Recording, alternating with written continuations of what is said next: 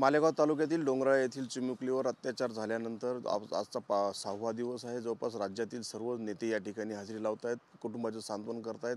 आज शिवसेनेच्या नेत्या देखील या ठिकाणी पोहोचले आहेत। ज्योती वाघमारे ताई आहेत। ताई, आपण आता डोंगराळला जात आहेत, काय भावना आहेत?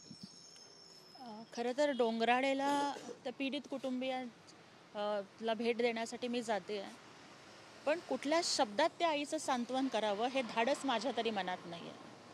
एक आई म्हणून आणि एक बाई म्हणून इतक्या प्रचंड वेदना मनामध्ये दाटून येत आहेत ना, की एक 3 वर्षाची मुलगी जिला बघून फक्त निरागसपणाशिवाय दुसरे कुठलेच भाव मनामध्ये येऊ नयेत, पण एखादा नराधम, एखादा लांडगा त्या जर 3 वर्षाच्या बाळाचे लचके तोडत असेल आणि तिची जर दगडाने ठेचून हत्या करत असेल ना, तर तो माणूस नाही आहे, तर तो जनावर आहे आणि तो जगण्याच्या लायकीचा नाही आहे।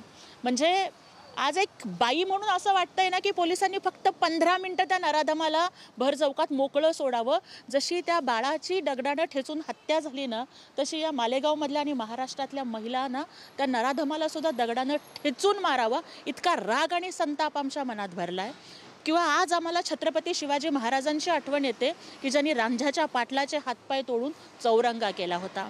पण त्या पीडित कुटुंबियांच्या सोबत आम्ही सगळेजण, मग महायुती शासन असेल, माननीय उपमुख्यमंत्री एकनाथजी शिंदे साहेब असतील, मुख्यमंत्री देवेंद्रजी फडणवीस साहेब आणि अवघा महाराष्ट्र हा त्यांच्या सोबत उभा आहे। यज्ञा ही फक्त मालेगावची मुलगी नव्हती, ती अवघ्या महाराष्ट्राची मुलगी आहे।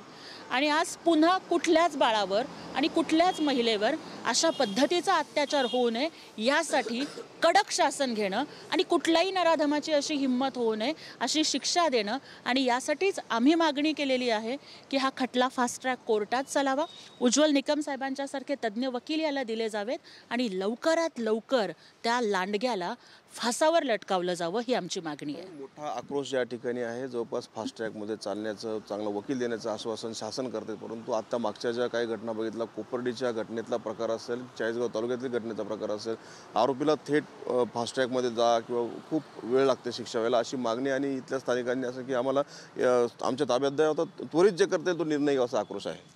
अगदी म्हणजे एक मी म्हणते ना, की एक महिला म्हणून आणि एक आई म्हणून ना, मी सुद्धा या स्थानिकांच्या आक्रोशाशी सहमत आहे। आज आम्हाला सुद्धा असंच वाटतंय की ज्या पद्धतीनं त्या बाळाला ठेचून मारलं गेलं त्याच पद्धतीची शिक्षा, तसंच दगडानं ठेचून तो काय आक्रोश असतो किंवा त्या वेदना काय असतात हे त्या नराधमाला कळालं पाहिजे।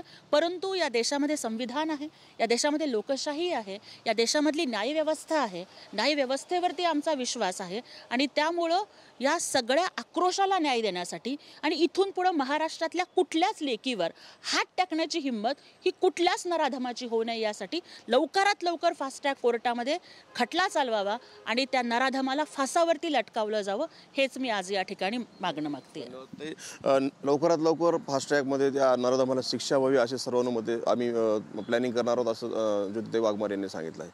मनोज शाळे, DN मराठी, मालेगाव।